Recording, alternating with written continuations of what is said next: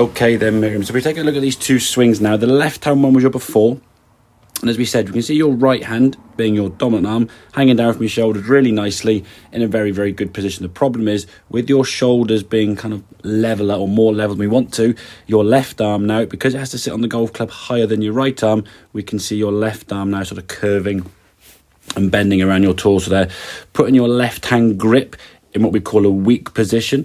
Because of that, when you used to come back to the golf ball, the club face would be pointing then to the right of target, which would produce those slice shots. And your kind of compensation towards that would involve you either sort of swinging the golf club to the left or trying to scoop it with the hands. And invariably that was obviously compensate or cause a poor contact and the ball not going so far, usually contacting the ground behind the golf ball or topping the golf ball. So the changes we're going to make here now, and this is going to be the main focus now for your practice for the next sort of few days, weeks or so, is working on this setup, trying to create more of a lowercase y. So we can see starting now on this right hand one, kind of feet together, getting that left arm from the shoulder down through your hands there and down to the club shaft, pretty much in a straight line. What you'll see straight away now, your left hand is hanging in a much more kind of natural position there.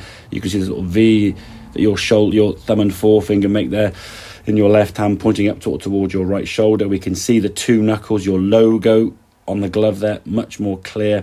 So your left hand now is in a more natural position. So when it comes back into impact, the theory is now the club face is going to be pointing towards target, the ball a lot straighter. So start off with that left arm, then the right hand now is going to tip underneath. So you can see now with the shoulders being in this sort of tilted position, both of our arms now are maintaining the sort of the same length and structure that we want to try and create there. So once you've got your top half there set up with the shoulders, then put your feet apart as wide as your shoulders, and then from here now just make swings on the driving range as normal and comfortable as possible. Okay, I think the main focus is going to be on this setup, getting this dialed in. We'll look a little bit probably next session now at the sort of movement on the way back. We can, as we discussed in the session, there's a little bit of kind of lateral movement here now, and we'll talk about how we're going to improve that in the next session.